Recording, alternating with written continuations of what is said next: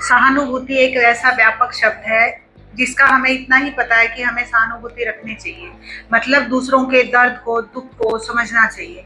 लेकिन क्या आप जानते हैं कि सहानुभूति से भी थकान होती है। इसको हम बोलते हैं कंपैशन फैटिग। कंपैशन फैटिग उन लोगों को हो जाती है जो पीपल प्लीजर होते हैं, क्योंकि वो दूसरों के दुख में अपना दुख देखते हैं। इसको आप सेकंड ट्रॉमा या ट्रीटमेंट ट्रॉमा भी कह सकते हैं। सेकंड ट्रॉमा, ट्रीटमेंट ट्रॉमा, ये शब्द ये बताते हैं कि जब कोई दुख में है, कोई बीमार है, तो हम उसके ट्रीटमेंट के लिए एक्स्ट्रा एफर्ट कर रहे हैं। जब कोई ट्रॉमा में है तो हम उसके ट्रॉमा से बाहर निकलने में एक्स्ट्रा एफर्ट कर रहे हैं। और ये भी नहीं समझ पा रहे कि एक्स्ट्रा, अति, जो हम सब जानते हैं हर किसी के लिए हानिकारक होती है। वो पर्सन भूल जाता है कि उसके दुख दर्द में उसे कहाँ तक एंटर करना है। वो कोशिश करता है कि अगर उसे ये पता चल गया है कि सामने वाला पर्सन बीमार है, तो उसके ट्रीटमेंट के फर्स्ट स्टेप से लेकर आखिर तक वो उसके साथ अवेलेबल रहता है। अगेन 24/7 वाली स्थिति। अगर उसे ये पता चलता है ये किसी ट्रॉमेटिक एक्सपीरियंस से गुजर रहा है, इसके घर में कुछ ट्रेजेडी हो गई है, तो उसके साथ वो शुरू से लेकर अंत तक रहता है। इसमें कोई गलत बात नहीं है कि हम किसी के दुख दर्द में शामिल हों, लेकिन हम उसके दुख दर्द में शामिल होने के लिए अपनी लाइफ को बिल्कुल ही भूल जाएं, अपनी रोल्स रिस्पॉन्सिबिलिटीज को भूल जाएं और उसके पेन में जीना शुरू कर दें। जरा सोचिए या इमेजिन कीजिए कि अगर कभी ऐसा कोई पर्सन कर रहा है तो आप क्या कहोगे। लोग बीच बीच में उनको याद दिलाते रहते हैं कि भाई इतना भी किसी के दुख में, दर्द में मत जाओ कि आप खुद ही दुखी हो जाओ।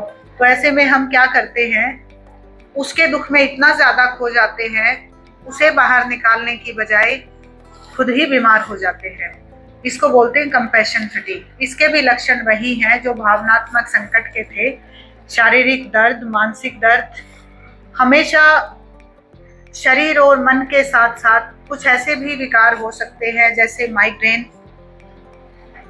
माइग्रेन के साथ साथ lack of concentration, neurological disorders, क्योंकि हमेशा आपके न्यूरोट्रांसमीटर, हमेशा आपकी वेन्स एक पेन में रहती हैं, हमेशा उनमें एक स्ट्रेस बना रहता है, एक टेंशन, जिसको हमने लास्ट वीडियो में बताया था कि PMR एक ऐसी टेक्निक है जिसमें हम टेंसिंग और रिलीजिंग टेक्निक के बेसिस पर अपने इस तरह के स्ट्रेसेस को निकाल सकते हैं। वो वाले स्ट्रेस हमारी बॉडी में आ जाते हैं और वो कई बार ऐसे होते हैं जो परमानेंट रह जाते हैं।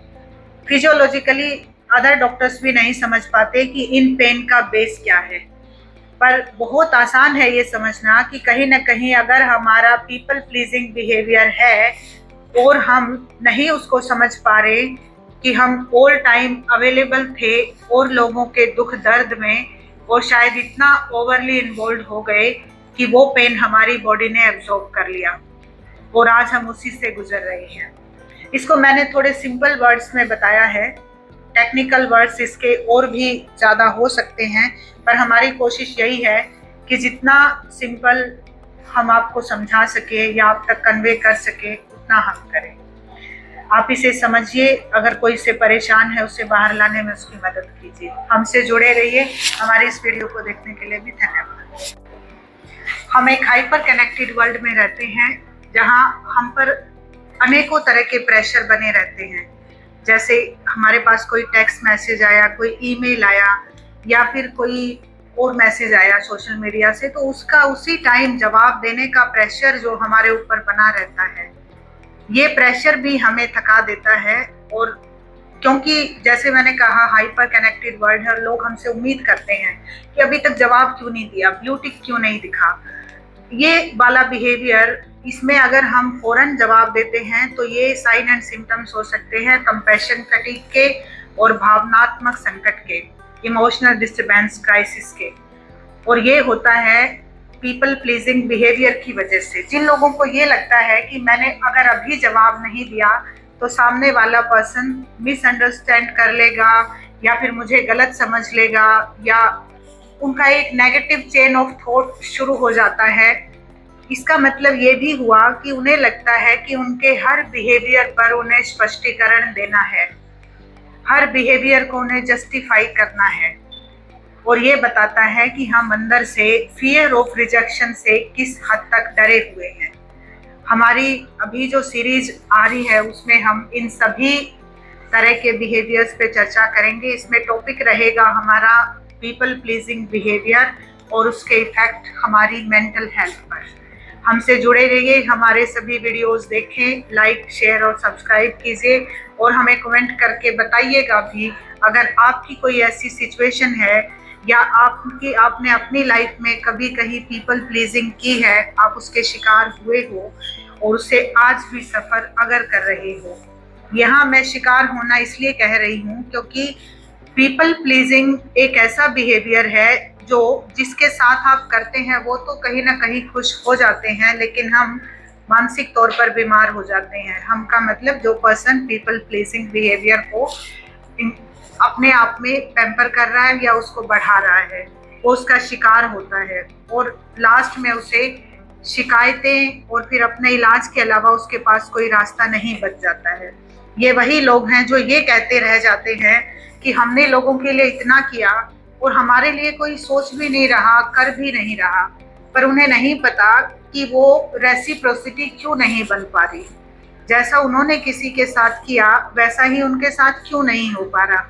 शायद उन्होंने ओवर किया, शायद उनके इस बिहेवियर के पीछे एक डर था, फियर ऑफ रिजेक्शन, कि मेरे अपने या मेरे आसपास के लोग या मेरे नेटवर्क के लोग मुझे छोड़ तो नहीं देंगे। जब भी हम डर के साथ कोई काम करते हैं तो उसका रिजल्ट यही आता है। इसीलिए पीपल प्लीजिंग बिहेवियर जो है वो एक प्रॉब्लम है। लोगों को खुश करना, बहुत ज़्यादा खुश करना, इन दोनों में बहुत डिफरेंस है। आप लोगों को खुश करें, इसका एक दूसरा मतलब ये है कि आप लोगों को नाराज ना करें। एक्चुअल में तो यही खुश करना या खुश रखना है, लेकिन लोग इसका उल्टा मतलब लेते हैं कि नहीं, हम उनकी खुशी के लिए ये कर रहे हैं। पेरेंट्स बच्चों की खुशी के लिए कर रहे होते हैं, बच्चे पेरेंट्स की खुशी के लिए कर रहे होते हैं और पीपल प्लीजर बन जाते हैं। हस्बैंड वाइफ के लिए, वाइफ हस्बैंड के लिए, और समाज में कितने ही ऐसे रिश्ते हैं जो एक दूसरे के लिए ओवर एफर्ट्स करते रहते हैं। इस ओवर एफर्ट में अगर ये लोगों को खुश करने का ओवर एफर्ट है तो ये पीपल प्लीजिंग है और ये बहुत ज़्यादा हार्मफुल बिहेवियर है। इसमें जो गिवर एटीट्यूड होता है वो एक्चुअल में गिविंग की बजाय सफरिंग्स में बदल जाता है। अगर आप भी ऐसा कर रहे हैं तो इसे ज़रूर आइडेंटिफाई कीजिए और इस पर काम कीजिए और ये पर्सनैलिटी डेवलपमेंट का पार्ट होगा।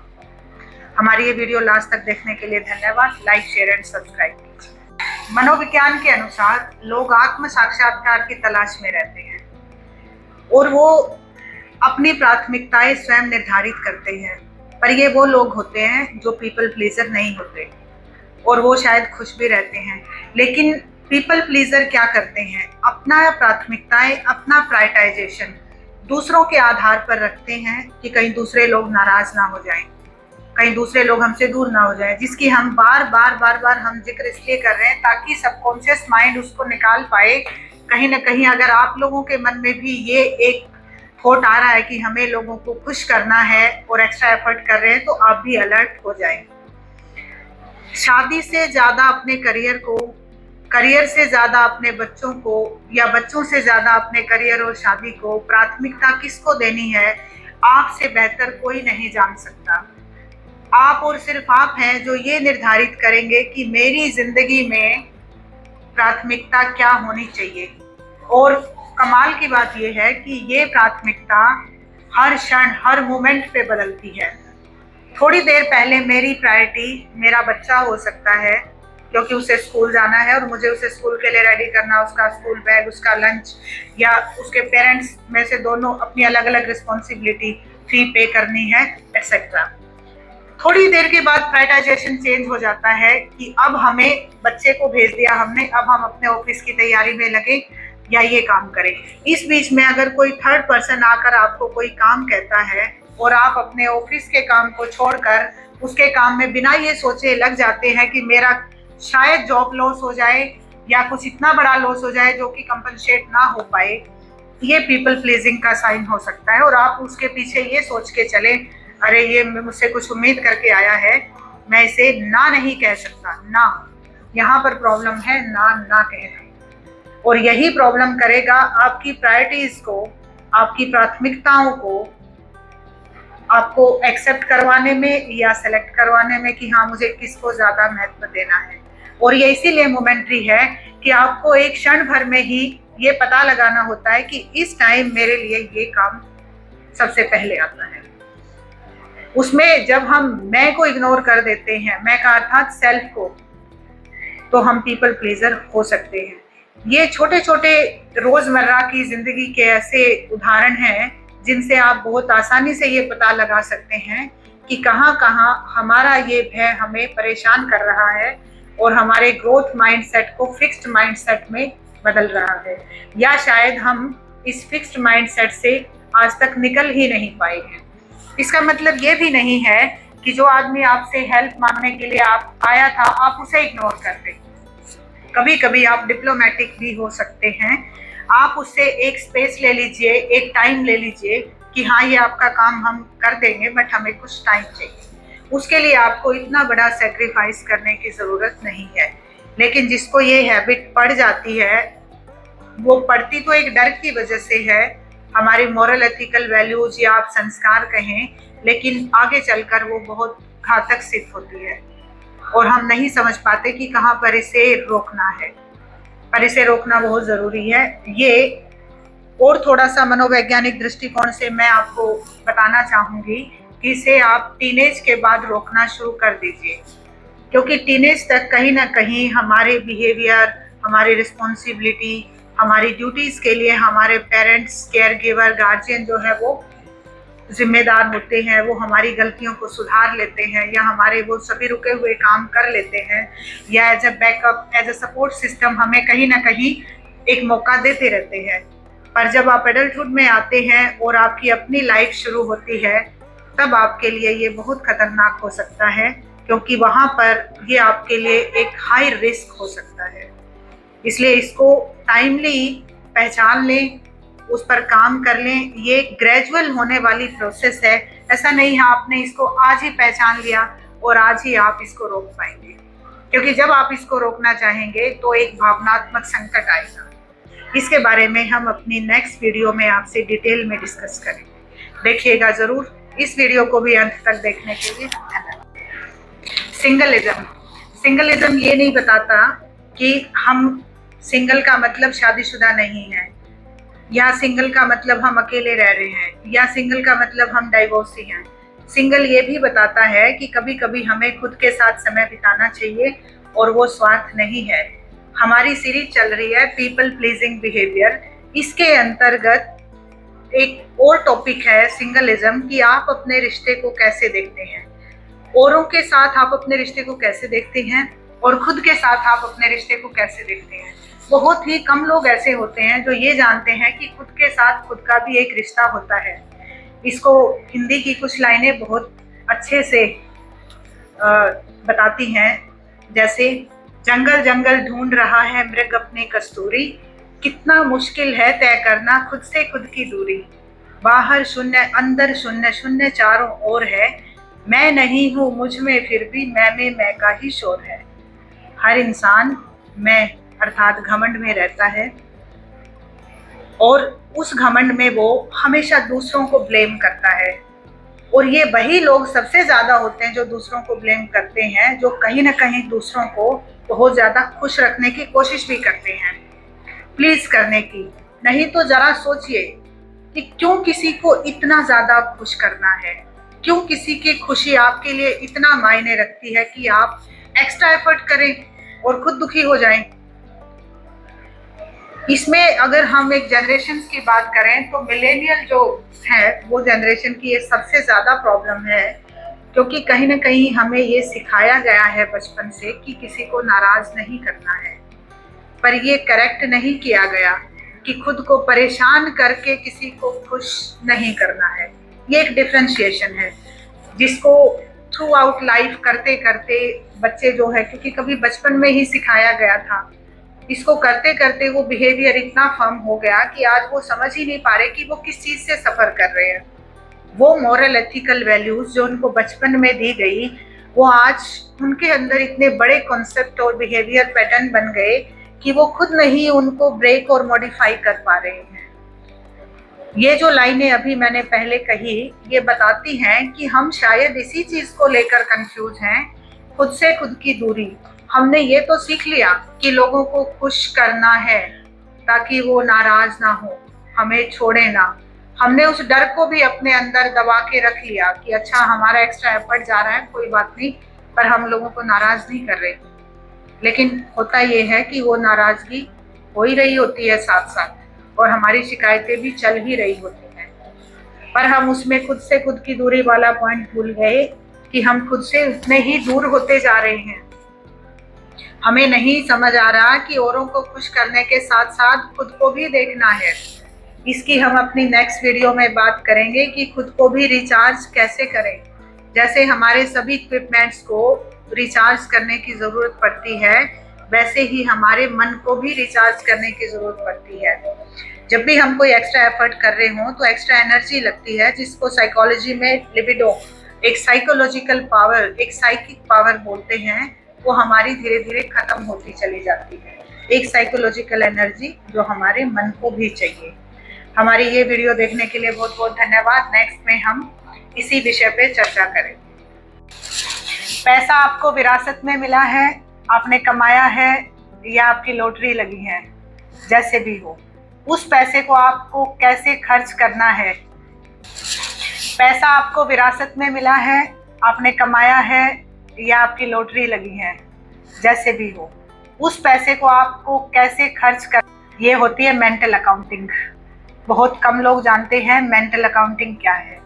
मेंटल मैथ्स बहुत लोगों ने सुना होगा। मेंटल अकाउंटिंग में भी पीपल प्लीजिंग होती है, बड़ी हिडन होती है, उसे भी समझते हैं। कुछ लोग सोचते हैं हमें जो प्रॉपर्टी, पैसा विरासत में मिला है, हमें उसे आगे कैरी फॉरवर्ड करना है, अपने बच्चों को देना है। और ये बात कहीं ना कहीं एक फिक्स्ड माइंडसेट बना देती है बच्चों के मन में भी कि जो हमारे पेरेंट्स के पास है वो तो हमारा है ही। और इसके ऊपर ना जाने कितने झगड़े, कितने केस चलते रहते हैं, क्योंकि वो फिक्स्ड माइंडसेट है, वो बचपन से ही बच्चे के मन में आ चुका है और निकाला नहीं जा सकता। और कहीं ना कहीं इस तरह की विचारधारा पेरेंट्स की भी होती है कि अरे हमारे पेरेंट्स ने तो हमें विरासत में दिया था, हमें भी देना पड़ेगा। खास तौर पर यहाँ होता है ये लड़कों के साथ, अगर हम इंडियन सिनेरियो में बात करें, क्योंकि यहाँ दूसरा माइंडसेट ये भी है कि लड़की को तो शादी होके चले जाना है, उसकी शादी में हम पैसा लगा देंगे जितना भी हम लगा सकते हैं। हर कोई अपनी हैसियत से ज़्यादा ही करता है, पर वो उसकी शादी तक ही उसको लिमिट करके रखते हैं। पर लड़के के लिए ज़रूर कंसर्न रहते हैं कि उसे कम से कम उतना तो देना पड़ेगा जितना हमें मिला है। इसके चलते वो अपने आप को किस तरह से परेशान करते हैं, और इसी के चलते वो किस तरह से सोशल प्रेशर लेते हैं और समाज को प्लीज करते हैं। यहाँ है पीपल प्लीजिंग, क्योंकि लोग उनको ये ना कह दें कि भाई जितना मिला था उतना ही दिया या उससे भी कम दिया, कैसे माँ बाप को। इस डर, इस क्रिटिसिज्म की वजह से वो लोगों को खुश करने की कोशिश करते हैं, भाई हमने जितना था उतना तो इनका बचा के रखा है, कोशिश कर रहे हैं और भी जोड़ दे। क्या ये सही है? पर अभी जैसे जैसे चीज़ें बदल रही हैं वैसे वैसे माइंडसेट भी बदल रहे हैं। अब कुछ लोगों का प्रायोरिटाइजेशन चेंज हो चुका है। अब वो अपनी इस मेंटल अकाउंटिंग को ऐसे सेट करते हैं, हमने जितना कमाया उसमें से कितना हम अपने जूतों पर, कितना अपने कपड़ों पर, कितना अपने हेयर स्टाइल या अपने अलग अलग तरह के फैशन पर या पर्सनालिटी डेवलपमेंट पे लगाएं। ये इतनी अच्छी बात है, जनरेशन टू जनरेशन जो चीज़ें अभी आगे आ रही हैं वो, कि इंसान ने खुद के लिए जीना शुरू कर दिया है। और कहीं ना कहीं ये पीपल प्लीजिंग का इलाज है। ये अवेयरनेस जैसे भी आई हो, पर अभी आ रही है और इसकी और भी ज़्यादा ज़रूरत है। तो जो भी अपने ऊपर पैसे खर्च कर रहे हैं वो करते रहें, उनकी मेंटल अकाउंटिंग बैलेंस्ड रहेगी। उन्हें पता है प्रायोरिटाइजेशन क्या होता है। हम पिछली वीडियोस में मैंने पूरा अपना एम्फेसिस इस बात पे रखा है कि अपना प्रायोरिटाइजेशन सेट करें।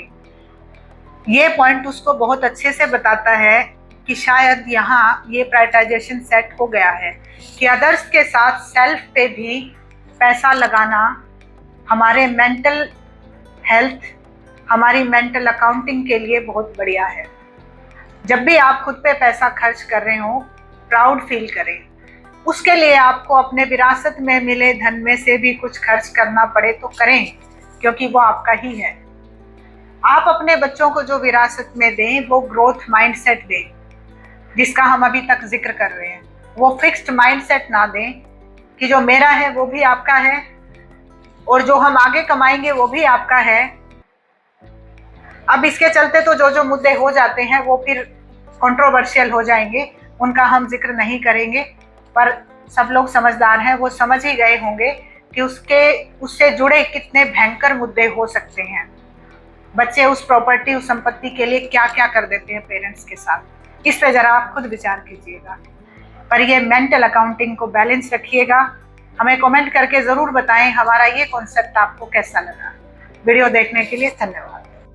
भावनात्मक संकट, इमोशनल पेन और क्राइसिस, इसको थोड़े सिंपल शब्दों में हम समझते हैं, सिंप्लीफाई करते हैं कि जब भी एक पीपल प्लीजर किसी के लिए कुछ करता है तो वो अति में कर रहा होता है। और जब वो अति में कर रहा होता है का मतलब क्या हुआ, 24/7 अवेलेबल फॉर ऑल। अब ऐसा करके उसने अपने पूरे परिवार, अपने पूरे नेटवर्क, दोस्तों से, सबसे जिनसे भी वो मिलता है, सबकी एक इमोशनल डिपेंडेंसी अपने ऊपर बना दी कि भाई कोई भी प्रॉब्लम हो, call me, I am available. एकदम free style of service, available for all time. अब जब ये चल रहा था तो लोगों के मन में कहीं ना कहीं वही घूमता रहेगा वो पर्सन कि अच्छा भाई ये काम है तो हम उसको बुला लेते हैं, उसे कॉल कर लेते हैं, वो आ गया, अवेलेबल हो गया, काम हो गया। अब ये पर्सन क्योंकि एक एक्स्ट्रा एफर्ट कर रहा था, फिजिकल, इमोशनल और साइकोलॉजिकल, अब क्योंकि इसने अपना सारा टाइम दूसरों को दे दिया, टाइम तो 24/7 ही था उसके पास, जो उसने औरों की सर्विस में लगा दिया। उसके पीछे फिर से हम याद दिला रहे हैं कि डर वही था, फियर ऑफ रिजेक्शन, और वो हो सकता है बचपन के किसी ट्रॉमा की वजह से हो। इसके लिए अलग से एक एनालिसिस या असेसमेंट हम साइकोलॉजिकल जो करते हैं वो तब करते हैं जब कोई पर्सन इससे परेशान हो और हमारे पास आए। लेकिन इसमें हम आपको ये ज़रूर बता रहे हैं कि ये इस तरह से एक प्रोसेस होती है और इसके अंदर इंसान कहाँ से कहाँ तक कैसे सोचता है, कैसे इसमें एंटर करता है और किस तरह से ये बिहेवियर आगे बढ़ता है। जब वो डिपेंडेंसी बनी इमोशनल, तो वो पर्सन धीरे धीरे ये लोड लेते लेते ओवरबर्डन हो गया, थक गया।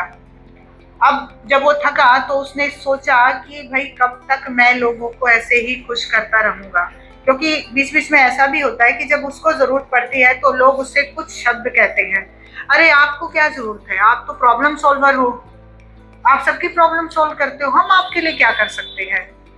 वो अपनी जगह शायद गलत नहीं थे, क्योंकि उन्होंने तो यही देखा है कि जब हमारी प्रॉब्लम थी तो इस पर्सन ने सॉल्व की।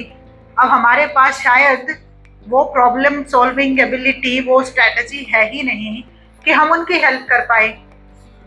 अब उसको इमोशनल पेन होना शुरू हो जाएगा कि अच्छा तो मैंने इनके लिए जो किया वो सब का कोई रिगार्ड नहीं, कोई फायदा नहीं फिर करने का। तो वो धीरे धीरे स्टेप बैक लेना शुरू कर देता है, पीछे हटना शुरू हो गया।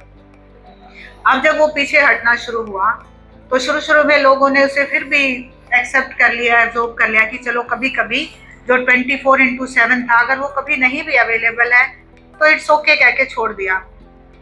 पर ऐसे में क्या होता है, इंसान 100% या तो इन या आउट। अब उसने जो एक बार छोड़ा, अब उसने वो परमानेंटली छोड़ दिया। यहाँ पे वो इस तरह से आप समझे कि एक सर्विस प्रोवाइडर था, जैसे हमारे इंटरनेट सर्विस प्रोवाइडर हैं, एयरटेल, वोडा, जितनी भी हमारी कंपनीज हैं, तो वहाँ से जो हमें सर्विस मिलती हैं, कभी भी वो सर्विसेज डिस्टर्ब होती है, हम चीखना चिल्लाना शुरू कर देते हैं, हम उन्हें डांटना शुरू कर देते हैं, भाई ये क्या कर रहे हैं, क्या है ये सब। तो ऐसे ही उस पर्सन के साथ भी होता है। सर्विस प्रोवाइडर ने अपनी सर्विस बंद कर दी, लोग उससे नाराज हो गए। अब वो स्थिति आ गई जिससे हमेशा से ही वो डर रहा था कि मुझे लोगों को नाराज नहीं करना, वही हो गया जिससे वो भाग रहा था। अब उसे एक पेन शुरू होगा, इसको हम बोलते हैं भावनात्मक संकट, क्योंकि ये इमोशनल पेन, इमोशनल डिपेंडेंसी की वजह से आया। अब ये संकट किसके लिए हुआ? कुछ टाइम के लिए उन लोगों के लिए हुआ जो उससे सर्विसेज ले रहे थे, लेकिन उन्होंने धीरे धीरे अपनी सर्विसेज के और ठिकाने ढूंढ लिए, पर ये पर्सन अकेला हो गया। अब इसके इस इमोशनल पेन को कोई नहीं समझ पाएगा, क्योंकि इसकी शुरुआत भी इसी ने की थी, अपने इस बिहेवियर से शुरू करके, और लास्ट तक अपनी सफरिंग्स तक भी यही इसको लेकर आया था। अब इसे एक आत्म साक्षात्कार की जरूरत है। अब इसे ये रियलाइजेशन की जरूरत है, एक इवेल्युएशन की जरूरत है कि मैंने ऐसा क्या किया था कि मुझे ये मिला। बहुत देर में शायद वो सेल्फ एफर्ट के बाद ये समझ पाए कि उसके इस बिहेवियर में एक ये प्रॉब्लम थी कि वो भावनात्मक रूप से सबके लिए कुछ ज्यादा अवेलेबल था, और वही भावनात्मक जो हमारा ब्रेन का हाइपोथैलेमस एक पार्ट है, वो हमारी भावनाओं पर काम करता है, उसका ब्रेन फ्यूल उसने टाइम से पहले ही खत्म कर दिया। अब इतना भी नहीं बचा कि वो अपने इस भावनात्मक पेन से बाहर आ सके। अब उसे जरूरत पड़ेगी एक ऐसे पर्सन की जो उसको समझ ले और उससे बाहर निकाल दे।